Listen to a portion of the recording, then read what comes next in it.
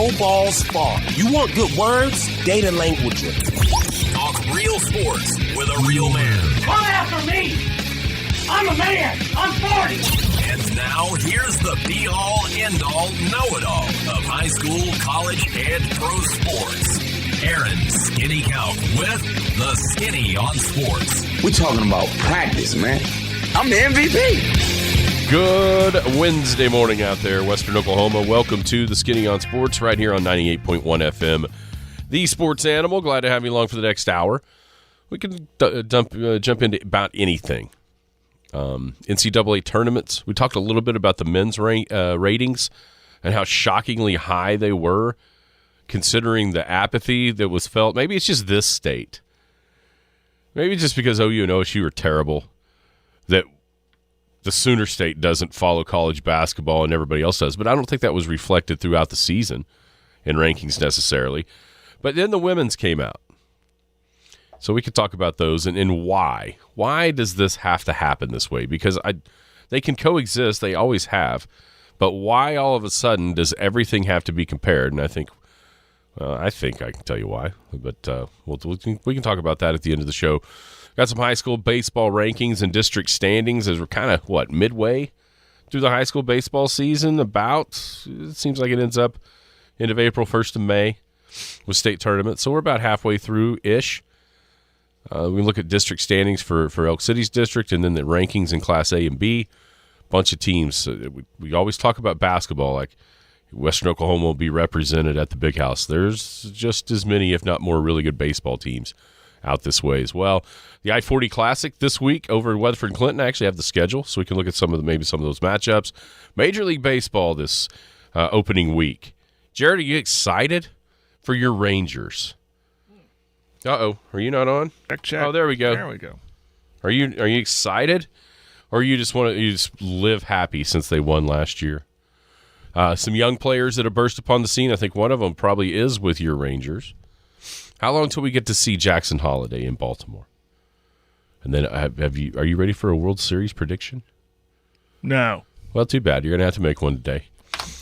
I'm about to throw this computer in the trash. Too bad. You're going to have to do it. I can't do anything on this computer. I'll do my best, though. You'll have to. Well, I mean, obviously, you're probably going to pick the Rangers to beat the Astros again in the American League Championship I will always Series. pick the Rangers to beat the Astros just to annoy people. Well, it's annoying to some. And then Thunder closed strong last night in New Orleans. Got a little conundrum here, though. 11 games left. You're trying to people want them to try to fight for the 1 seed in the Western Conference. I'm not so sure how much they really are doing that. But even Mark Daignault last night admitted Shea not 100%. So what do you do with him? Has Josh Giddey figured it out? Or is this just a return to the mean where he can't shoot as bad as he had for most of the season? It's Gordon Hayward looks cooked. So will he continue to play? And then what in your mind right now is the ceiling for a playoff run for the Thunder versus the floor for a playoff run for OKC? 225-9698 is the phone or the text line. 225-9698. Give us a call, shoot us a text. We can talk about any of those things or whatever else might be on your mind. Feel free to chime right in at 225-9698. If you're going to be outside of the listening area one of these days and you want to stay in touch with us live, it's easy. You can either log on to kadsam.com or the easier route is to download the free Paragon Communications app. The app has everything we do, all 3 radio stations. The Penny News is incorporated into the app. Brand new edition of the Penny News hit the website last night at midnight. So right now you can go on to the app and check out the new deals in the Penny News for this week. Of course, the print edition will be out there today in a lot of places. By tomorrow, you can pick up your free copy of the Penny News. Of course, Paragon TV, Big Elk TV there as well when we're broadcasting high school sports. And then outside the app, Skinny on Sports Podcasts. The show is there every single day, basically anywhere you can find a podcast. How are you today, Jared? Good. How are you doing? You got your 25th annual KECO Open hat on today. Can we talk about yeah, the tournament? I didn't know if we books could. open on Monday. That's the first. April 1st. First. No fooling, huh? Yep. Yeah. Books open next Monday, that will fill up April fast. the 1st. Last year, I think it filled up in about 36 hours for A, B, and C flight. Wow. And no, you can't just call me and get a spot. I have zero pull around here, so don't call me. People already have. Here's how you do it. Go to the website, KECOFM.com. Sign up through the website. Pay through the website. That is the only thing that ensures you a spot in the tournament. Is it like midnight? Like midnight, April 1st? I would assume. So just sit there and click refresh until you can sign up. Last year, I think when I got here the day of, it might have been a May 1st last year. The tournament's a little earlier. Or maybe we're just opening the books a little earlier. I think we opened the books a little. Tournament's the same weekend. Yeah, so maybe we just opened them earlier. And I think by the time I got here, on whatever day that was, to work, there was already 3 emails in my inbox of people that had signed up. So they obviously got to work earlier than I did, or just did it from home. And then it was just a tsunami of signups. Yeah, it fills up fast. So there's everybody's heads fast. up. Yep. I can't believe we're already talking about it. It just seems like nuts. What is the date? 29th, maybe? The weekend before, hold on, 29th, yes. It's the weekend before the 4th. Saturday before the 4th. That's it. The 29th at about 9 o'clock, 8:30, 9 o'clock is always a really fun time. Because that's when everything's... Another one's in the books, and everything hopefully went smooth. I find it's actually later in the day. I'm talking about 8:30 or 9 at night. Oh, at night. I thought you meant after sitting off the first flight. No, wait a minute. There's that switch. No. Between the AM and PM flights that are, it is organized chaos. Yeah, about 2 I feel better because that means everybody teed off in their spot. They were all there. That's nice. Mm-hmm. And then when it's over, it's even better. It's like, all right, whew, that one's done. Yep. Another one in the books. Start preparing for next year. Such a good tournament. I've noticed in my short time of working it. Well, I say short time. How many years has this been now? Since me and you have been in 2017. Yeah. Wow, has it been that many already? That this is such an established tournament. It almost, and I'm air quoting, runs itself, where everybody knows their part and knows what to do and works pretty good. And I'm really excited this year for working air conditioning. Yeah, in inside. a building. Yeah. That's a nice little add-on, I would say, for this year's tournament, getting back a clubhouse. So, yeah, I'm looking forward to it. Yeah, that's going to fill up real fast. No wonder we've pushed back the date or the sign-up date. Yeah, maybe it was April 1st last year. It just didn't seem like it. So you normally give like 2 months. But, yeah, you're right. It's there's no doubt about that. I mean, I'm involved in 2 different golf tournaments, work this one, and they both have been so established that, everyone knows their part, and that's golfers included. Well, typically the same golfers want the same, like, I want a morning, I want to be on the whatever. Yeah. And then there are people who are just waiting for their chance to get in it. Well, everybody has the same chance outside of the sponsors list. Now they're the ones that know they're in. Yeah. They don't have to sign up, but everyone has the same opportunity. It's not like now the other ones. See, the oil and gas, we send out invitations every year to the folks that played the year before. Well, most of them, unless they cause a ruckus.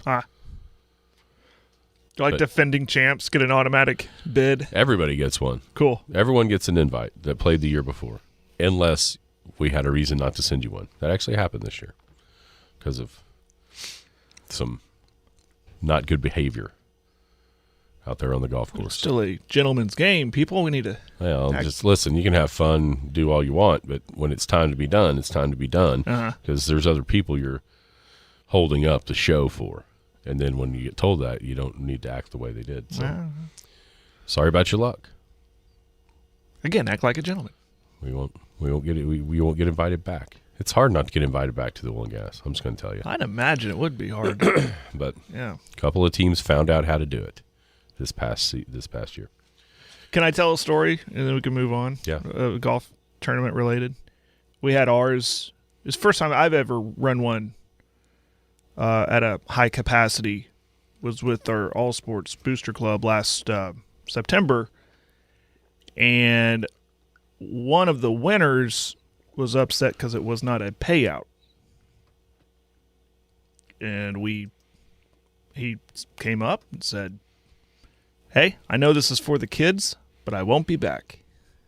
And we just smiled and said, "Thanks for coming." And I'm thinking, nowhere did we ever say it was we are paying out. It's a fundraiser for kids. But we all kind of get a chuckle at that. He got a medal. We made these medals, for bragging rights and everything. But he was not happy. Not a local guy either. And he was wearing Longhorn stuff, so I didn't feel too bad. Getting horror stories from people running golf tournaments where some of the players don't respond in a timely fashion. Yeah. Get some funny scores. Do you ever see that? We were just talking about that on Monday.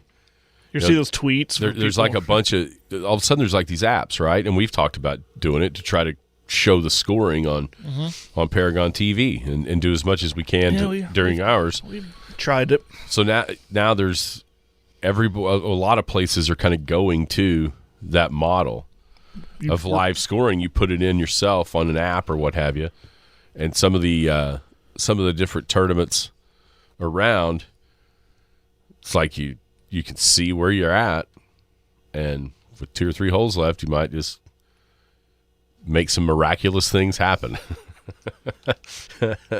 Like one was like, the guy was like, "I'm not kidding you. 4 holes left. You could see like their scorecard. They were certain shots behind or knew where they were. All of a sudden, they made 3 eagles and a birdie for the last 4. I wonder how that happened. How miraculous. Yeah. What a comeback. Yeah, all of a sudden, 45. Wow. 4-man scramble. What did you guys shoot, 45? Just 27 under. I've seen those tweets where people you're like, this is wild. That scores like that out of scramble is wild. Just kind of look and go, well, this is our best day. Yeah. I don't know what to tell you. Yeah. Putters got hot from the tee. Oh, man. I'd be real worried about using that app because it's real easy to your thumb hit a different number and not notice it, especially if you've had a few cold pops. It's probably real easy to make your thumb hit another number. Oh, I didn't mean to do that, depending on the would prize. probably require, listen, you could do we're doing the app, but we also need a paper card. Yeah, to turn and it's in. official. Yeah. Anyway, that'd be a lot of fun. Okay, so Thunder last night. Big win in New Orleans, coming off. Thought they're going to blow them out, and they blew up. That happened the first time these two met in Oklahoma City earlier in the season, where Oklahoma City dominated like the first half or first quarter and a half, and the next thing you know, New Orleans ends up running away with the game. Led by as many as 20, and then all of a sudden you looked up and it was 112-107 with 2.5 minutes to go, and then the Thunder closed 12-0 to win. 119-112. 50th win. That's happened now 8 times in franchise history. It's awesome. Back within a half a game. I mean, right now, because they haven't played the same amount of games, yes, the Thunder show up in second place in the West, but as far as the loss column is concerned, they're tied with Denver in the loss column for the top spot, which in turn means Oklahoma City is essentially on top of the standings, because they own the tiebreaker over the Nuggets. Now, they haven't played as many games, but I look so much more at the loss column than what the standings show down here at the end, just because, like tonight, Oklahoma City plays again to maybe try to even up the games played with a red-hot Houston Rockets team who, of course, OKC coming off a back-to-back. Houston didn't play last night. We'll see how that goes, and then another thing that's I think has to be of concern is how is Shea feeling? We've seen him have a little bit of a dip off of his top-end production over the last 5, 6, 7 games, what have you, maybe this makes a little bit more sense. I mean, sure, at some point, people have played them way different ways, many different ways. You know, LA traps him and tries to get the ball out of his hands, and you know, certain teams have tried to do that as well. So if you're Oklahoma City, they admit, and they don't usually admit much outside of their sphere. And even Dagnall last night admitted Shea's not 100%. How do you handle that?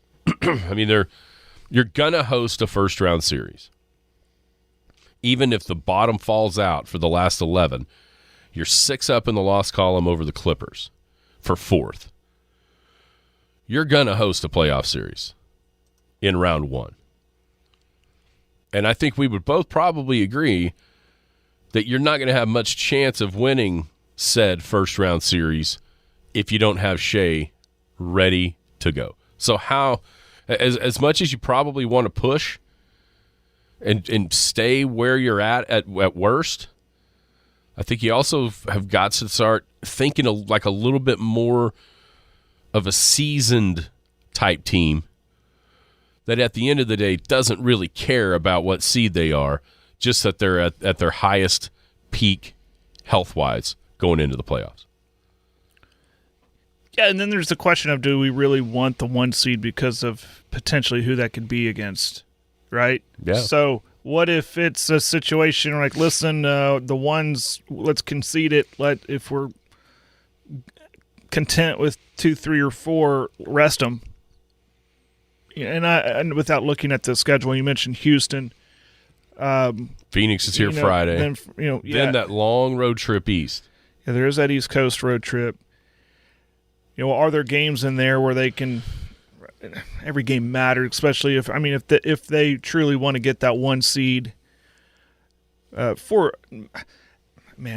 like I'm trying to figure out the vision here. They're clearly way ahead of schedule than what most people think. I think even what Presti thinks, they're way ahead of schedule. So do they either A, quote unquote, go for it and go for the 1 seed as that next big step, regardless of who that could be against in the first round, or 2, they're content and happy with where they're at now, and they rest them a few games, and they rest them maybe some other guys a few games, because this is where we want to be. We're happy. We need to be healthy for a playoff push to take those next steps. I don't know what's the best option. Well, I kind of lean rest them. I kind of lean if there's games to rest, or if you're happy with maybe dropping a couple games but still in contention for the 2 or 3 seed. I would rather have a healthy dog. This is an obvious answer. I'd rather have a healthy team in the playoffs than a team limping in. 1,000,000%. With a 1 seed. 1,000,000%. And I think for me, the overall decision comes down to this. Oklahoma City could be the 1 seed, and I don't believe they can make it to the finals. Sure. I don't think they're ready. No one's going to believe that. Yeah. I just don't think they're ready. So for me, I would rather get a look at this team at full capacity. I mean, I think the worst thing you could do for the future and trying to figure out how to mold and shape this roster moving forward to have the best chance to make it to the finals or win a title while this window is open. I don't even know if it's open yet. That's how crazy ahead of schedule I think they really are. And so for me, believing that they're not ready, you just don't see teams in the NBA not have to pay their dues, so to say, in the playoffs to earn their spot. And I would rather see Shea completely healthy, the whole team, as healthy as it could be, so then you get a clearer picture of what is needed. Where are the strengths? Where are the weaknesses? What are the matchup issues that maybe we can change with a move here, a move there? And then also give certain guys, obviously Giddey has been the whipping boy for a lot of this season by a bunch of Thunder fans. Well, that may be all well and good in the regular season, but the game changes. The way the game is played changes. It's like a totally different sport when you get into playoff basketball in the NBA versus a regular, it is. a weird Wednesday in February. And so, I know most Thunder fans want/believe that Giddey is out of here to try to make a move to maybe get somebody inside that'll help with rebounding or whatever. But that's for the regular season. The postseason's a totally different animal. And so without having a healthy Shea, I don't know if you get the right picture of what it looks like moving forward, what is needed moving forward in order to try to maximize the window of time that you're going to have with Shea, J-Dub, and Chet, and then what fits around them. Speaking of Giddey, has he kind of figured something out with, the emergence of Jalen Williams has kind of pushed him back a little bit out of the forefront to the periphery of, from a ball handling standpoint, from even a playmaking standpoint. The ball just isn't in Giddey's hands as much as it has been earlier in his career. And I think there was obviously an adjustment period. All the stuff off the court couldn't have helped with all this happening at the same time. Over the last 10, Giddey has been better than he has all season, averaging 15, shooting just a shade under 56% from the field, just barely under 42 from three, with also 8 rebounds and 5 assists. He was fantastic last night with 25 on a great shooting night. Has he figured something out, or is this just kind of an uptick with the flow of the season? Kind of how I took it was seeing the way he played last night. Well, you can't say it's just one game, but maybe he has figured some stuff out. He's been working with the shooting coach. Maybe that's helped out. I think he's valuable with what he does outside of shooting, honestly, with his assists. I only had 4 last night by this, but some of them were big. One of them was real big. Was it the game-tying 3 at the end, towards the end? Anyways, I don't know. I definitely hope it's something. All the off-court stuff, I think, is a big part of what he went through this season. Every road game was like the gym against him, and that still continued last night. Maybe he's figured out how to block all that. Maybe he's put everything behind him. And with the fact that maybe he's obviously worked on his shot, and I certainly hope it continues. I don't know. I don't know if it's just a flash in the pan or if he's made a turn. Well, even for last night, maybe it's just the Pelicans. So he played good against them? Absolutely, he has. Even in his career, think back to the play-in game last year. Yeah, he had like 31, 10, and 9 against them to move on to then lose to Minnesota. At the Smoothie King Arena, he shoots the 3 at 56% this year. It's interesting. Maybe a potential trade partner. Maybe they'll go, hey, he shoots the ball really well in this building. Let's get him. Yeah, maybe that works. It's weird if you look at his numbers, even for the whole season. And you mentioned on the road and the abuse that he has taken throughout as soon as that Thanksgiving story broke. You know what's crazy? He's shooting 34.6% from 3 for the season. And he's shooting 37% from 3 on the road. It's kind of fascinating that maybe it fuels him. Compartmentalize here's all those that. Booze, maybe it fuels him. I don't know. Hayward looks cooked. It's crazy to see, but Hayward is one of those guys that's way older than you think. Yeah, he is.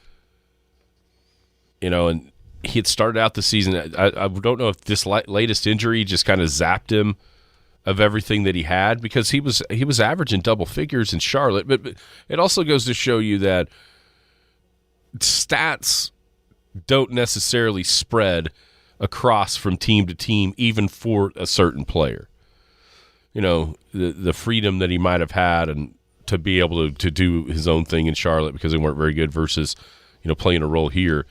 But he can't even make shots. It's just, is this going to continue? Or are the Thunder just seeing what he can bring? And then from there going, okay, enough's enough. Well, when they traded him, wasn't it more? It looked like, and I'm going off of memory of what someone else had said, so don't give me credit for this if it's right. But wasn't it more or less, okay, we need to do a salary dump? It was for now and later. And, hey, if we can get this guy, let's take a chance on him and bring him in. If he works out, he works out. If he doesn't, well, this is what we're getting. It's not like they gave up a lot to get him. It was more of a win-win situation for Presti and the Thunder when they did it. So it's one of those rare misses. Usually Sam, not usually, but most of the time Sam hits on those kind of trades. And on the court anyways, it doesn't look like he's hit with him. I wonder, but I've always said, and you mentioned his age, bringing a guy in that has some experience in the league, how valuable that is in the locker room, especially on a playoff run. I don't know how many deep playoff runs he's been on. Was he with Boston, right? Mm-hmm. With he's just been hurt so much, it's hard to remember which season he was playing and which season he wasn't. That's why I'm murky on that. But and I was always big on that, especially in that first run the Thunder went on. You saw Sam do that. He would go get a guy that would actually galvanize the locker room more than what they did on the court and on the bench and stuff like that. So I wonder if that is still something Hayward can bring to this team, but it's clearly not on the court. I think his time the Thunder will be done at the end of this year. Last night he played 10 minutes and he did exactly what me and you did watching it. Nothing. He doesn't have a counting stat to his name in 10 minutes. He did more than us. He took 2 shots. He took 2 shots. Yeah, I'm just looking at the percentages here. He had 0. Yeah, so he did who knows? If he'd left me open, I might have been able to knock one down. The jumper is wet, as the kids say. What? That's what they say when you can shoot. God, that just sounds dirty. Ask Wyatt in the driveway, poor guy. He's never beat me outside. Now, he dominates inside because the ceiling's high and I can't get the – anyway. Speaking of ceiling, what's the playoff ceiling for the Thunder in your mind? I'm thinking of potential matchups. The ceiling is not what I expect. Does that make sense? Well, yeah. Yeah, so Western Conference Finals. Yeah, I'm going to say I don't think they can make it that far. Think the round before? Yeah. You never know with what matchups could transpire. Yeah. And the thing about it is, as I mentioned the other day, with the elevators of certain teams that have been dominant in the playoffs seemingly going down, I wouldn't put the Lakers there just yet because they made it to the conference finals last year. I would put Golden State there. I think Golden State's officially going down. And so that leaves, do you trust the Clippers? Clippers have a bunch of guys on their team that throughout their careers, outside of Kawhi, haven't been trustworthy in the playoffs. Harden, George, Westbrook to a certain extent. But they're kind of in that kind of limbo with the Lakers, I would say. But then there's a bunch of other teams that really haven't done much. Obviously, Denver's the champs, but Minnesota doesn't have a bunch of experience. New Orleans doesn't have a bunch of experience. Dallas is a different team now than they were a couple years ago in the conference finals. Sacramento got a taste of the playoffs last year. Phoenix is the one that's kind of weird still. So maybe the conference finals are a possibility. I think it depends on what seed they are. And how long it takes them to play either L.A. or Denver. Yeah. This is it's a season where we're seeing, it kind of ended last year when Denver won it all, or started last year when Denver won it all, and we're seeing it continue where the Durants and LeBrons and Curry's that time's kind of going away. And Starting you're seeing these new younger teams rise. Starting to. Yeah. And Thunder are right there with all of them. Another great place to hang out on Wednesdays, on every day, is the Boomtown Grill. Boomtown Grill, 12 big screen televisions, happy hour from 2 to 6 on Monday through Friday, 11 beers on tap, 30 bottled and canned beers available, imports and domestics, of course, a large wine selection. Food is awesome at Boomtown Grill. Pizzas, pastas, burgers, sandwiches, the nachos for an appetizer. That's chicken nachos are delicious. I actually really enjoy the Cuban sandwich. You ever had, you know what a Cuban sandwich is? I don't think I've ever had a Cuban sandwich. What's got, on a Cuban sandwich? Like pulled pork, ham, Swiss cheese, a pickle, and some mustard. I prefer them to keep the mustard off. You had me at pulled pork. I'm just not a mustard guy, but it's a delicious sandwich. They got a bunch of good burgers are good. Obviously, chicken wings. We'll talk about them tomorrow. This is Chicken Wing Thursday down there at the Boomtown Grill, 2103 South Main here in Elk City. You can carry out your food at 225-3463. Boomtown is open 7 days a week, 11 to 10 Sunday through Thursday, and then 11 to 11 on Friday and Saturday. All right, we're about halfway through the high school baseball season, Jared. District standings in 4A's District 3 have changed just a little bit. The Elks were actually off this week as far as district goes because there's only 7 teams in the district, so everybody kind of gets an off week here. And the Elks just happened to be this week ahead of the I-40 Classic. There was a huge series within the district, Weatherford and McGinnis. Weatherford won Game 1 on Monday, 8-3. They lost Game 2 yesterday, 15-5.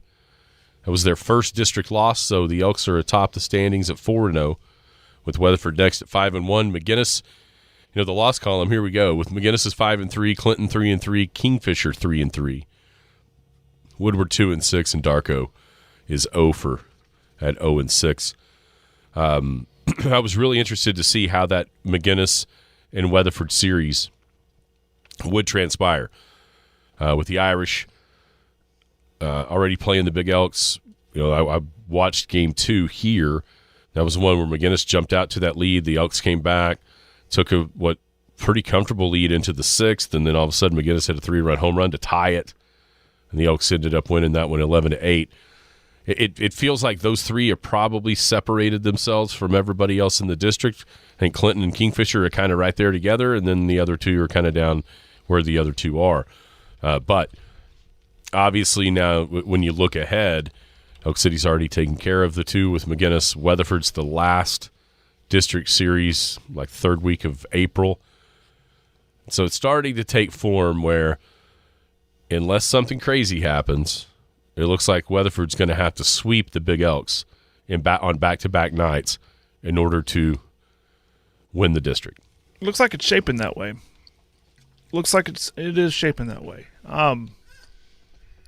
Refresh my memory. You might have just said it. Where's Chickasha's not in this district? No, anymore. they're not in the district. But they're pretty good. I was thinking the other day, who are the top teams overall in 4A? Elk City's obviously one of them. Who else out? Who are we not thinking about on the east side? Do you think? Have you looked that far? I've looked at some So it's weird because the OSSAA on the rankings on the districts originally they had the Elks in 4A5. And I was like, what? That can't be right. No. And then looking at because how different it is this year with regionals first and then the supers and all that, or they're calling it area, but anyways. Whatever. So I kind of did, but. You know, you see Hilldale at 13-1, Stigler at 9-1. You know, just thinking back to the teams that are normally there. You know, Fort Gibson, they're at 7-7, so maybe they lost some key piece. I know that the one kid that was going to OSU graduated last year, the lefty.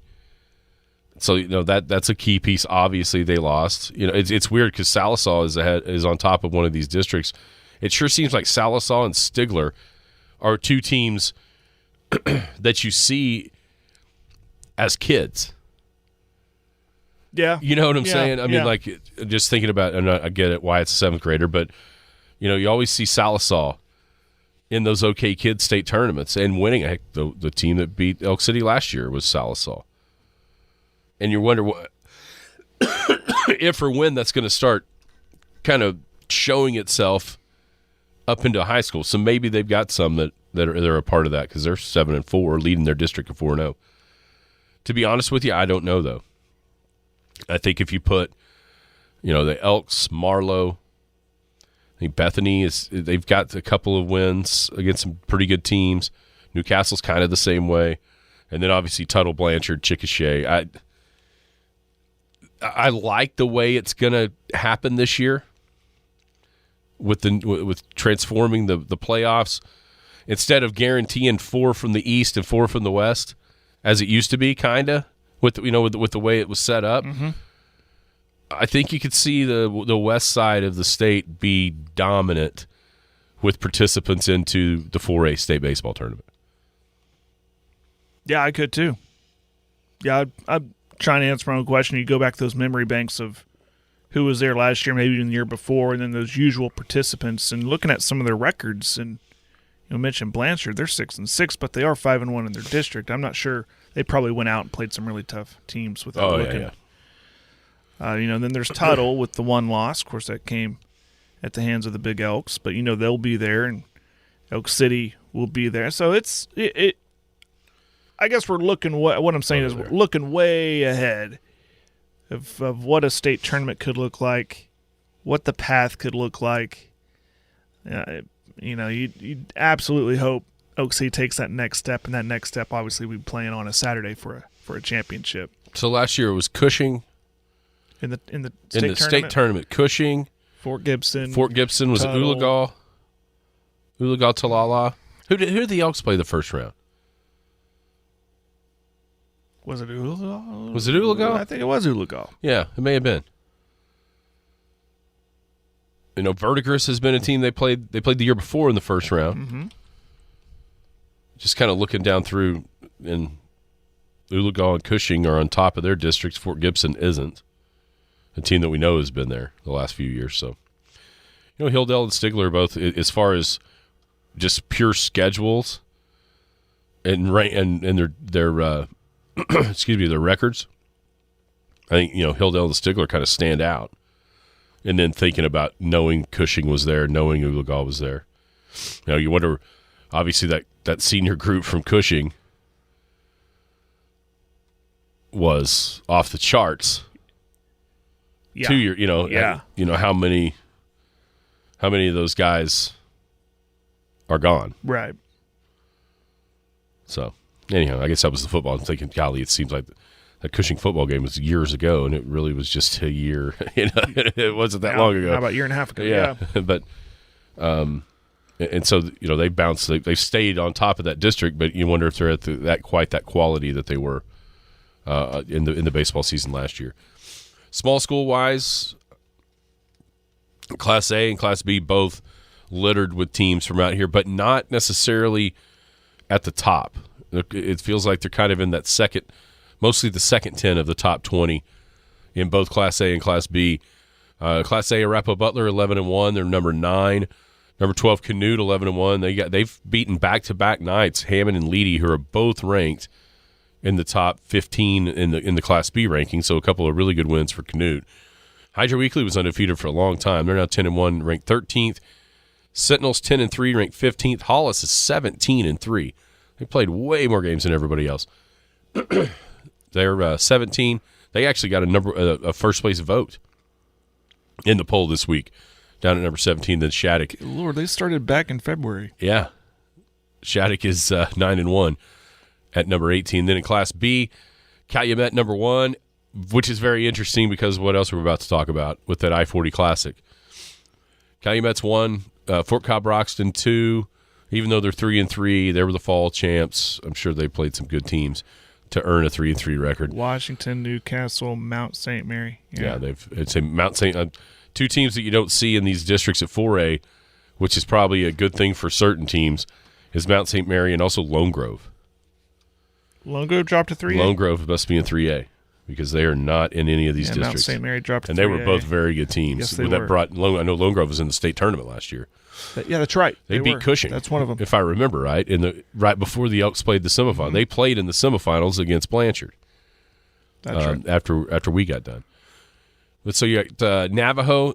Speaking of teams that I've personally seen a bunch of in the summertime with little kids, different age groups, and they've been really good with all of them. That's clearly made its way up into the high school ranks, or maybe it's going the other way. The high school's been good, and that's filtering down to the smaller guys. But Navajo number 7 at 10-1, Granite 7-3. You wonder how much the basketball season, bolsters the confidence in the baseball. Oh, yeah. Leedy 6-6 at number 10. Visay 8-5 at number 12. Hammond 7-6 at number 14. And then Blair 11-3 is number 18. So, you look back at I get it, the fall is a little bit different because there's teams in the fall that aren't going to be in Class A and Class B here in the spring because more teams are playing. I understand that, but you look back at the fall state baseball tournament, the brackets, nobody made it back in the fall, at least from way out here. So that'll be a challenge to try to get that figured out and have some teams in that state tournament. Finally, in the high school baseball stuff, the I-40 Festival coming up this week starting tomorrow. Clinton and Weatherford hosting it. There's some awesome games. I mentioned Calumet. Right out the bat tomorrow, the last 2 games at Weatherford, it's the Big Elks against Calumet and Weatherford against Calumet. Oh, wow. Back-to-back, 3 o'clock and 5 o'clock over at Weatherford. Elk City, they play Elgin. I know Elgin's a team that's in the top 10 of the PBR all-class rankings. So that's a tough opponent, obviously, for Elk City. And then they get Cassidy and Okarche, which Okarche coached by former Big Elk Matt Yost. So that'll be kind of a cool thing. But both Yost brothers playing their alma mater this year because Luke and Jones were out here for the first game. So that's kind of a cool twist. Clinton, I'm actually surprised they're playing Woodward. They're already district mates. Yeah. They get Fairview, Woodward, Okarche, and they also play Calumet. Tuttle's in this, but not playing Elk City, and I would assume probably not playing Weatherford either, just because of district, or maybe later. Weatherford went to their festival and played Tuttle last week. Bing is there. There's, as always, it's loaded with really good teams. So it'd be a fun 3 days of baseball over in Clinton and in Weatherford. It's always a fun gathering. I liked it as a tournament mode because those Saturday nights, the championship game was fun. But festivals are good too. You get some really good matchups. A lot of baseball being played. Yeah, it was always kind of a cool thing to see those 3 and then who end up matching up. Yeah. In the games for trophies. Hanging out on a cool, cold, almost snowy Wednesday morning when we were taking Wyatt to school this morning. I got snow alerts on my phone. I didn't see any. It was wet, though. Felt somewhere between sprinkles, sleet, and snow right when we walked out the door this morning to head to school. Hopefully, as precipitation might continue throughout the day. Hopefully, you've been listening to us and you've called Scott Kelly at Superior Lawns and you've got your insecticides, you've got your fertilizers and whatnot down. That way this moisture can help soak that in and make it work better. Superior Lawns has granular application programs for insecticides, which discourages grubs and other insects. Also, application of fertilizer. If you're behind the times, they can spray your yard too, although it's probably should have already had that done with the green grass starting to grow up. But maybe this will help you out. This cold snap, maybe slow some of it down and you can get that done. They do it all. If you're wanting to, kind of re-up or up your turf game, compete for yard of the month. I wish we had yard of the month out where I live. Have that sign in your yard, although I'd put it in a flower bed not to mess up my yard. Kind of defeats the purpose, doesn't it? It's a great incentive to keep your yard up, Absolutely. To win that. It's nothing like bragging rights. I know, and the good thing is I've got Scott on my side already. I've already got an extra bullet in the chamber because Scott's on my side with all these spraying programs. Superior Lawns, call Scott Kelly, 580-799-5670.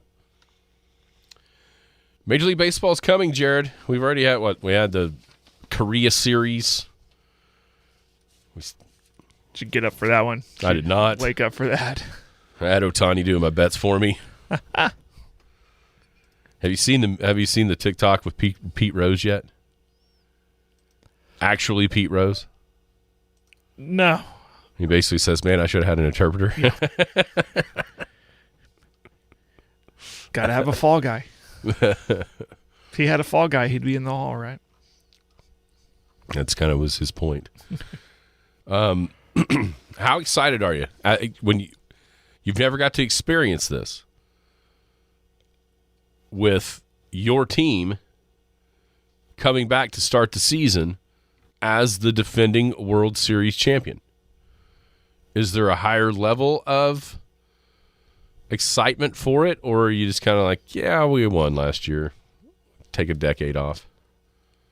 Oh, no, this is the season where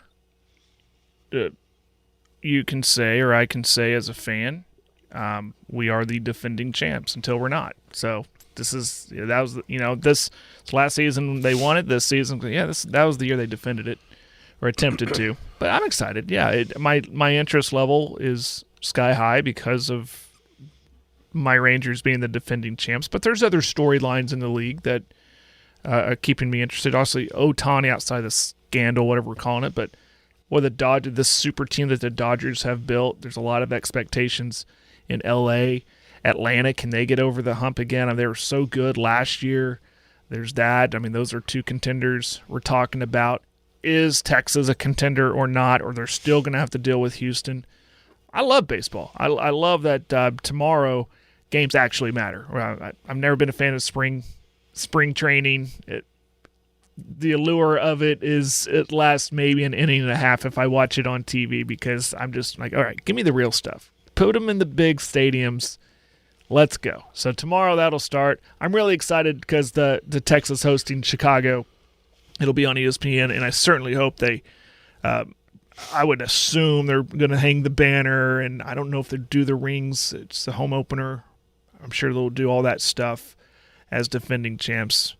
But it's let me tell you, I'm not taking it for granted as a Ranger fan and what this means, because like you said, it could be another decade before they get to a World Series, if not longer.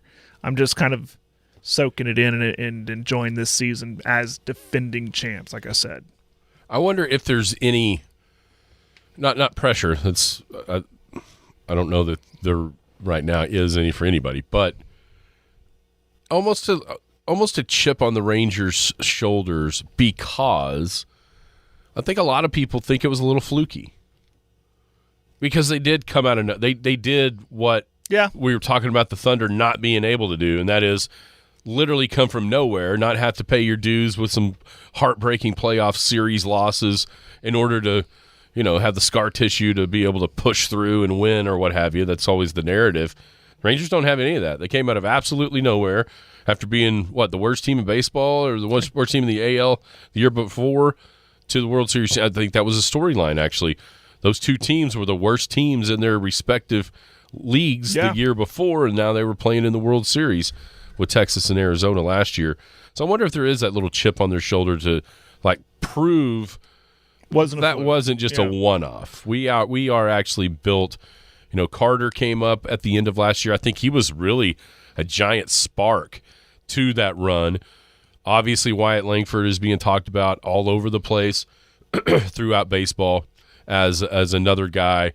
He'll be there. He'll be on the big league club. So the one thing that I would be concerned about, and I didn't get to listen yesterday. I had to play Jim's baseball show, and I totally missed it. But I was in here at one point when they were talking about the Rangers, and one of those guys, it was not Tim Kirchin, the other guy, Paul, White maybe. And he said the one thing I'm afraid that fans or even people around baseball are expecting too much from those two guys. There could be some growing pains, I guess, is what. Oh, from the young guys. Specifically Evan Carter and Wyatt Langford. I think this is an awesome time for baseball, though, because at least the Rangers are close. They've got those young guys. Obviously, a lot of people are going to be waiting on Jackson Holliday to show up in the big leagues. Yeah. I thought he might even possibly be on the 40-man roster coming out of spring training. He's not. No offense to Holliday, it's just the Orioles are good. Well, and that's it's like they're not a. Sometimes you'll see, let's get him up here because we're not that good. Let's develop him at the big league stage. Well, they don't want to sacrifice that development for losses or whatever. So But I think he'll get the call. He's going to get up there sooner than later. I'd say way sooner before the All-Star break. I think he'll get up there. I think so too. I mean, it's a matter of where to play him because like the guys that are already there, I know, are young and obviously proved their worth a year ago with over 100 wins and making it into the playoffs. They're the cool story to me. How they can back that up. They are young. They took Corbin Burns off of my Brewers. I don't know if they're going to be my Brewers very much longer. I got plenty of Ranger hats. I'm not doing that. But, my Brewers, Corbin Burns goes away, which bolsters that staff there in Baltimore. The AL East is always going to have a giant light shone on it because of the Yankees and the Red Sox. But I'm not sure that those two teams aren't the worst of the other three aren't all better than them. Because here's the thing. Toronto, they've been coming. Baltimore obviously was fantastic last year. And then it doesn't matter who they've got on their team. The Rays are always going to be good. It makes no difference who they are. They are going to be good. Yeah, they're well built. They had that hot start last year. But back to your point about the Rangers, that's what I think is fun about baseball today is, I don't know, you never know who can get hot. So if your team, whoever you root for, can just stay in contention, stay right there, get the playoffs, and then you can do what the Rangers did last year, go on a historic road run, what they did.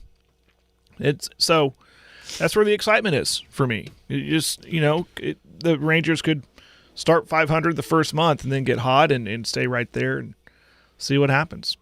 There's other teams, like what's going to happen to the Yankees. If they have another subpar season, what's going to go on there? How about the Angels?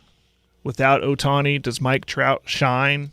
We've seen Mike Trout before Ohtani. What does that mean if they are still just not good? Does Mike Trout start to look around? Start to think, I'm good. I want to be maybe Philadelphia's where I need to be. I don't know.